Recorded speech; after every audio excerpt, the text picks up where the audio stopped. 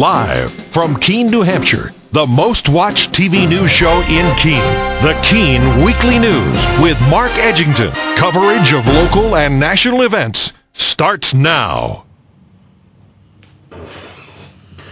Good evening. My name is Mark Edgington. Today's June the 1st, 2007. This is the Keene Weekly News. Getting right into the news. Looks like there was a moose in Keene yesterday. Apparently running around from St. James Episcopal Church on West Street, up around Central Square, up to Washington Street, past the Keene Recreational Center, through various backyards, and finally into the woods. It's a good thing he took that path. That way he didn't have to worry about all the detours. Little guy. It's kind of fun. It doesn't happen every day. Moose running through town. More good news. We're just full of good news in the Keene Weekly News tonight. You don't have to wear your seatbelt if you don't want to. You're an adult. You can decide. The House did pass it. The Senate has shot down the seatbelt requirement law.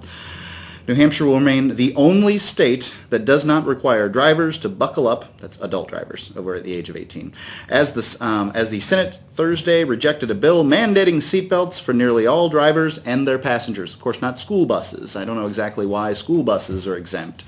I mean, you'd think that those are our most valuable commodity, those little children on those little yellow buses. The proposal failed by a wide margin, 16-8. With all Senate Republicans voting against it and the Democrats split. Molly Kelly, I'm sure, voted for it. I don't have the... she voted for it in the committee, but I don't know what she voted for in the House. I can't imagine, or in the full chamber. I can't imagine that she changed her vote, but just so you know, your senator voted to make you wear seatbelts. Also voted on this next issue I'll bring up in just a moment. During a hotly debated legislative session, lawmakers on both sides of the debate invoked New Hampshire's motto yesterday, live free or die. I think that's what everybody says when they have somebody from out of state say, you don't have to wear your seatbelt? Live free or die, baby. So we're living free in New Hampshire. Thank God. I consider this a real win for us. I'm very happy that I don't have to wear my seatbelt. I personally wear my seatbelt because my wife tells me to. Every time we go out on a major road, you know, I'm out on 12, 10, 9, 101, any of those places, I wear my seatbelt. If I get up above 30, 35 miles an hour, I do. But in town, if I'm just going from, you know, down Marlborough Street or down Winchester or something like that, going to the Walmart, I don't wear my seatbelt. I don't feel I have to. I should be able to choose that. Bad news. Smoking ban gets House approval. Now, the Senate's already approved the smoking ban, and Lynch said he'll sign the bill. So, you're not going to be smoking in any bars or restaurants in New Hampshire anymore.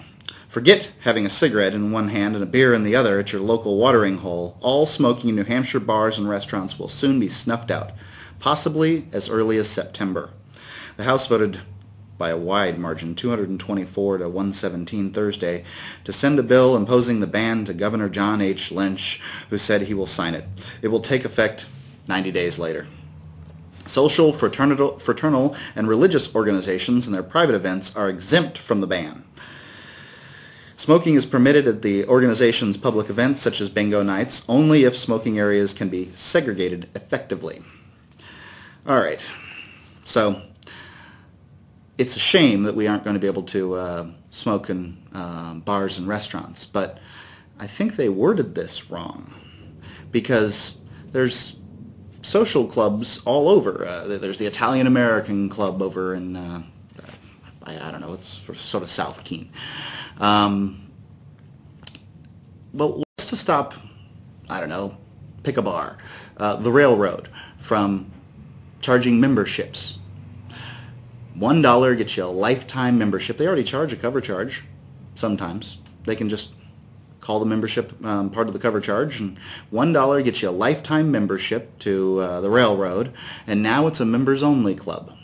Now, when it's a members-only club, they can do what they want and have smoking. Seems to me that this doesn't really do anything.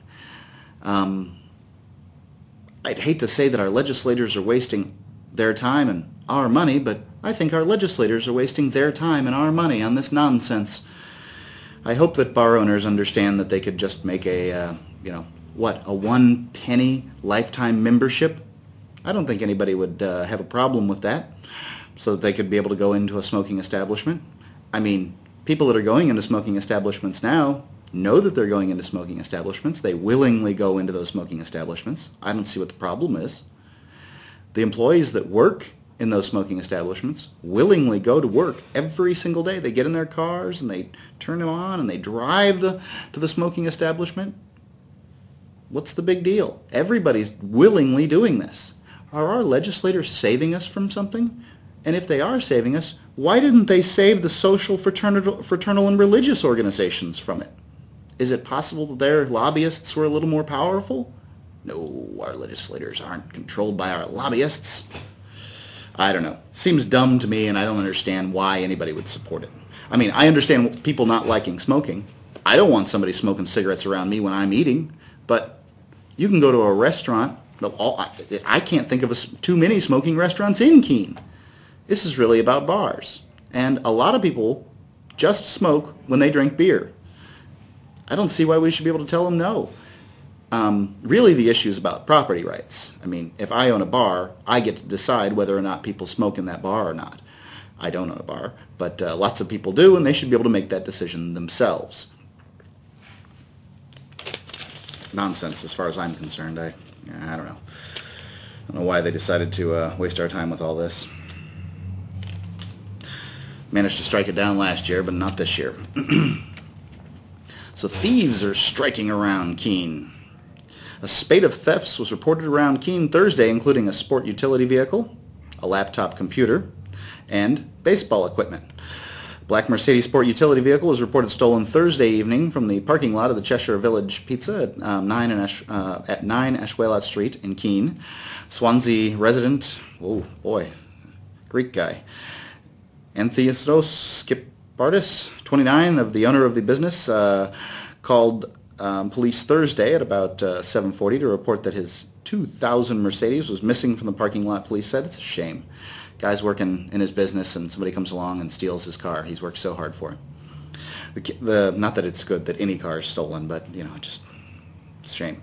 The car was taken Thursday, sometime between 3:30 and 7:30. Police said Skipardis' keys were taken from the kitchen, or else he may have been dropped them in the parking lot. Police said there's no suspects yet in the theft, but an investigation is ongoing. Yeah, I guess if you drop keys that have a Mercedes symbol on them somewhere in the parking lot, it's likely that people are going to be able to match those up to the only Mercedes in town. It's not like we're not in Beverly Hills here where everybody drives a Mercedes.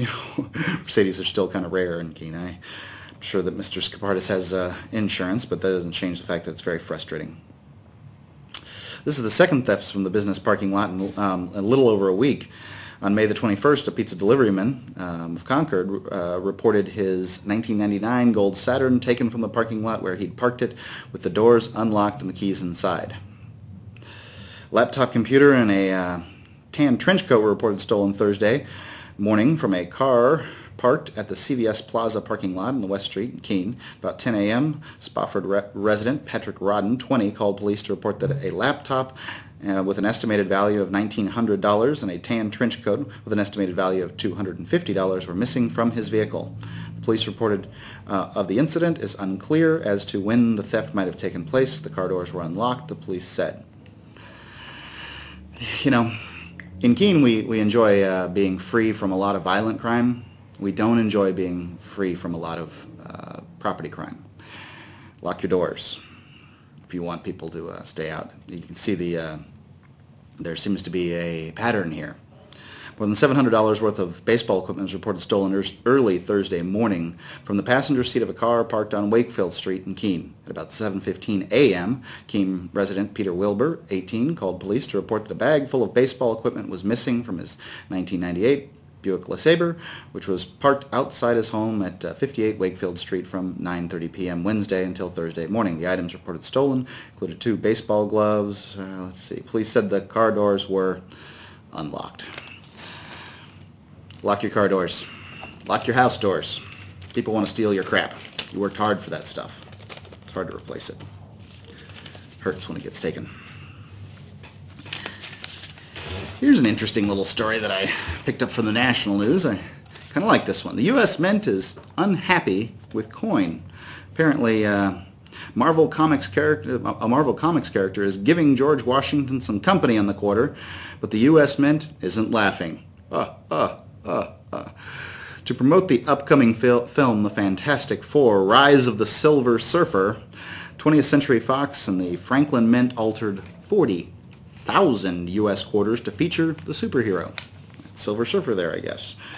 The U.S. Mint said in a statement Friday that it learned of the promotional quarter this week and advised the studio and the Franklin Mint that it's illegal to turn a coin into an advertising vehicle and violators can face a fine. Now, I have seen this story everywhere, all over the internet and every major newspaper. You can't buy this kind of advertising. I think that they got more than their $40,000 worth of quarters advertising out of this, I'll tell you. The U.S. Mint said that in a statement Friday that it learned of the promotional quarter this week and advised the studio, the Franklin Mint, they were breaking the law. It's illegal to turn a coin into an advertising vehicle, and violators can face the fine. The promotion is in no way approved, authorized, or endorsed or sponsored by the United States Mint. Who thought it was? The statement said it did not say whether the studio or the Franklin Mint would face a penalty. The altered coins are quarters honoring the state of California that entered circulation in 2005. They feature George Washington on the front, and as usual, but a colorized version of the character on the back. I guess they put a little sticker on there. Well, you know, the U.S. Mint has to be very careful that people might be using its coins as advertising, and it might devalue the quarter, because after all, it's only a few cents worth of pot metal. There was a time when quarters were made out of silver, and they were worth, money as a result. People wanted them. They could melt them down and make jewelry out of them if they felt like it. They had value. As a matter of fact, all dollars were backed in silver or gold. But that stopped in 1913. And the United States government doesn't like it when you fool around with their money. You can't really counterfeit a silver quarter because it's made out of silver. But you can screw around with these little pot metal pieces of crap that they've got. So, I don't know. I thought it was a really good idea sticking the Silver Surfer around here, and they got lots of mileage out of it. I'm sure the government will want their little piece of it, but they'll want their little piece of it whether they get it on the back end with taxes or the front end with a fine. So it's not like it really matters. Sure, Universal Studios is prepared to pay. What can you say? Dr. Kevorkian apparently was scheduled to be released from prison this morning. Kevorkian keeps on fighting, vows to keep fighting for the right to die. Jack Kevorkian has promised never to help another person in assisted suicide, but that doesn't dim the attention focused on his release from prison. The 79-year-old retired pathologist was expected to leave Lakeland Correctional Facility in Coldwater on Friday morning with his attorney, Meyer Morgenroth. Morgenroth said that Kevorkian would not talk to the media today, though he's 79. I mean, probably a big day getting out of prison. Though the news conference from his client was scheduled for Tuesday. Recently, Kevorkian has made it clear his support for letting people decide they want to die hasn't wavered. It's got to be legalized. That's the point, he told television station in Detroit. I'll work to have it legalized, but I won't break the laws doing it. Kevorkian went to prison after being convicted of second-degree murder in the 1998 death of Thomas Yolk, 52, an Oakland County man with Lou Gehrig's disease. He was given 10 to 25-year sentence, is getting out after serving more than 8 years because of time off for good behavior. I can't imagine that a man in his late 60s and now on into his late 70s was going to be much trouble in prison. But there you go. I think it's a real shame that Jack had to go to prison for this. I think that everybody would want to be put out of their misery when they're in the last stages of life and they're suffering. I mean, we call it the humane thing to do when we do it for animals. I can't understand why we'd want to treat humans worse. But, oh well, he's a great man who did a great deal for all of us. You may not think so today, but when you're being eaten up by cancer and you want nothing more than to end it all, you'll think that. Poor Jack. I'm glad he's out today, though. So, lawyers for a man charged with fatally shooting a Manchester police officer last fall are challenging the death penalty case, asking the Supreme Court to bar the possible punishment, or at least stop all of his court proceedings until it writes appropriate rules on how to appeal such a sentence. Lawyers for Michael Addison said the High Court has never written rules that detail how the appeal of a death sentence, which is automatic in New Hampshire, would work. Without those rules, Addison's lawyers said it would be nearly impossible for them to build an effective case. It would be gravely unjust for this court and the society it represents to permit this case to proceed absent rules that explain the appeals process, wrote David Rothstein, one of the Addison's lawyers. Addison, 27, is charged with capital murder in the death of Manchester officer Michael Briggs, a 35-year-old Concord father of two, who was shot in the head in October while on patrol. If convicted, Addison could face the death penalty. If the defendant is sentenced to death, state law says the Supreme Court must review the case in accordance with rules adopted by said court. Addison's lawyers argue those rules are unclear. The state's last execution was in 1939. I don't know the specifics of the case. I certainly wasn't there. None of us were. I don't know if Addison shot Michael Briggs in the head. If he did, it wouldn't make me feel terrible if he got the death penalty. I wouldn't stay up at night or anything like that. But I am morally opposed to the death penalty. I think it's a mistake. I would be for the death penalty if humans were perfect, if we never made mistakes. Now, New Hampshire hasn't made a mistake since 1939 in killing someone, because we haven't killed someone. But since 1971, about 120 people have been released from death row around the United States, which says the juries that convicted them were mistaken. I can assume that if 121 of them, 120 or so, have been released, that somebody, somewhere in the United States, that's, since 1971, has been executed for a crime they didn't commit. I've got to say that's a really bad thing. I mean, if you support the death penalty, how many people are you willing to kill in order to keep it? How many innocent people are you willing to have die so that your death penalty can stick around? You know, it's a bad thing. There's too many mistakes made.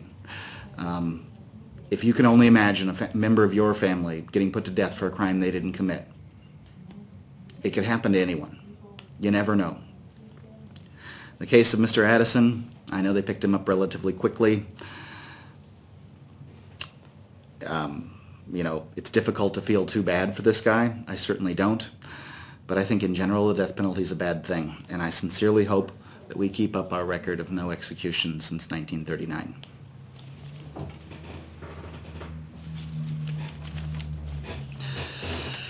High-octane beer headed to New Hampshire?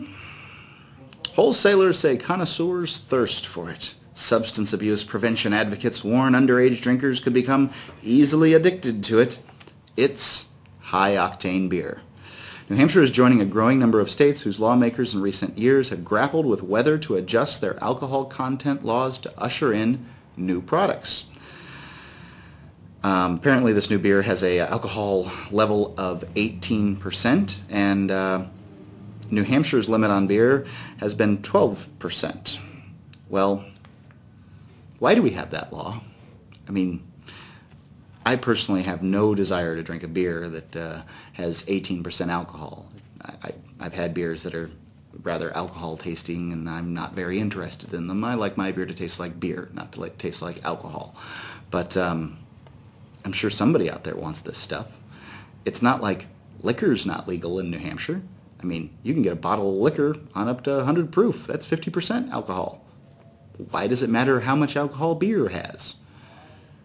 Is this another case of lawmakers wasting their time and our money?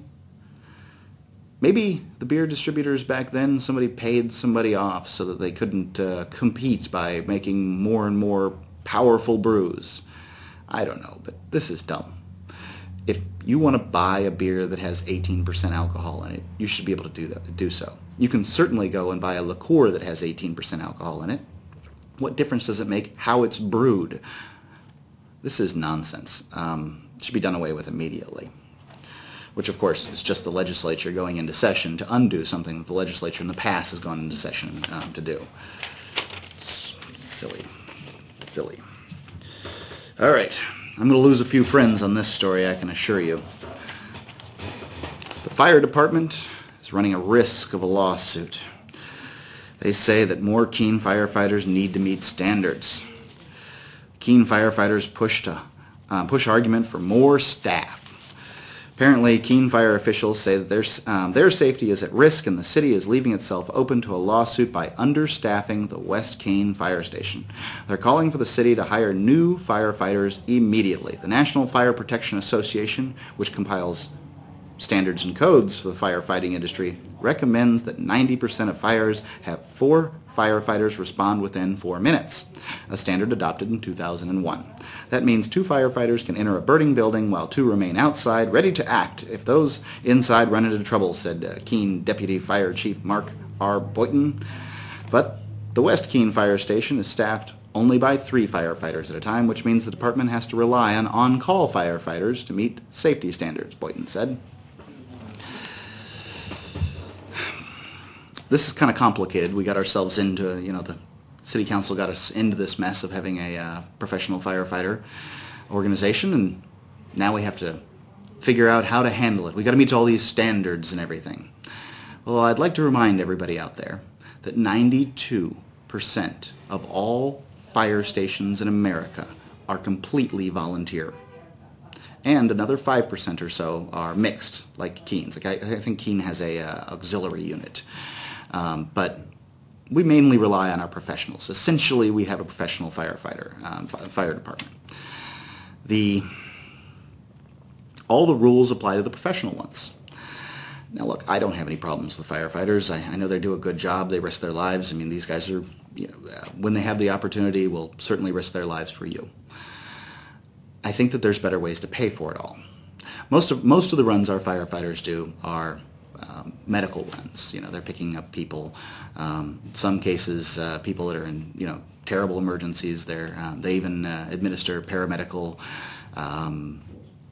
services to outlying cities around Keene. But somehow, other communities manage to make it with private ambulance services, private paramedics, and they don't cost the city hundreds of thousands of dollars a year. Why can't we do that? Why can't we have private organizations that do these things? I mean, it's easy. It's all you have. They'll just station their little ambulances around. Most of the time they have the paramedics sit in the ambulances rather than building a whole giant station for them. They pay these guys well. It's a good job. They're not city bureaucrats, so they don't get that extra little sweet bureaucrat pay that some do, but it seems like we could handle most of the medical calls with ambulances that people would pay for when they called them, instead of some people who abuse it and just use the ambulance as a taxi ride to the hospital that they don't have to pay for. I'm sure that's nice for them.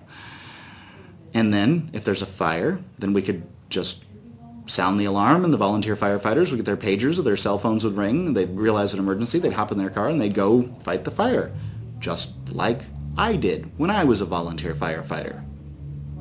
It's easy. It's an easy solution to solve. Wouldn't cost the city that much money. There wouldn't be these huge requests for just enormous amounts of money from the fire department for your tax money. Here's a little opinion piece that came out of the Sentinel from Jacqueline Cleary in Westmoreland. Do like Westmoreland. Congressman Dennis Kucinich is the only presidential candidate who actually voted against giving President Bush the authority to invade Iraq.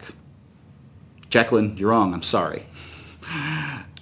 U.S. Representative Ron Paul on the Republican side. Now, she says send Democrats a clear message, so she might have been meaning he's the only Democratic candidate, which would be true because Mike Gravel, who's against the war, he's a Democrat, wasn't in the U.S. Senate at the time. But there is another candidate who is against the war, and that was, or who voted against the war, and that's a Republican, and that's Ron Paul. So I'd be really interested, because it seems like Hillary is the crown queen, maybe Obama the crown prince of the Democratic ticket. I'm not sure which one will come out on top, but I'll bet it's Hillary, Obama, one way, either or, vice versa. On that side, it'd be really, really fun if the Republicans put a guy who voted against the war up against Democrats who voted for it. Well, Obama didn't vote for it, but he did vote for the funding. So I'm kind of interested in that. Anyway, just a little correction for old Jacqueline there. Kucinich is the only Democrat that voted against the war. Ron Paul, on the other hand, is a Republican that voted against. Sobriety checkpoints set up by Portsmouth police were legal, even though police didn't advertise them well and ahead of time, said the state Supreme Court. The decision released Friday overturned a lower court's ruling dismissing 5 drunken driving cases that resulted from the checkpoints. The High Court found that Portsmouth District Court Judge Sharon DeVries erred in ruling that the checkpoints were unconstitutional because they were not adequately advanced. The public was not given adequately advanced notice. Now, unconstitutional. My Constitution, the Fourth Amendment, says that you'll be, you'll be protected from unreasonable search and seizure of your persons, places, things, and effects. What makes it reasonable for the cops to set up a checkpoint and check people for things? I mean, they ask you for your ID, don't they?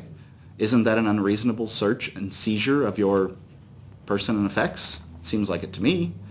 It doesn't seem like they have the right to be doing that. Now, I know, the first thing they're going to say, driving's a privilege. But is driving a privilege? I mean, I paid for that road, didn't I? My property taxes went to pave that road. And then the state takes it from me and calls it a privilege to drive on it? Wait a minute. I paid for that road. You should have the privilege of patrolling it. I don't know. I don't want drunk drivers out on the road any more than anybody else. I don't know how effective this is in getting them off the road, but it seems to me that this is a violation of the Fourth Amendment. You know, just the cops pulling you and goes, papers, please? The papers. Where's your papers? Anyway, if you've got anything to say about any of the articles I read or any of my comments, you can get a hold of me at mark@freekeene.com. That's M-A-R-K, freekeene.com. My name is Mark Edgington. Today is June the 1st, 2007. Thank you for listening to the Keene Weekly News.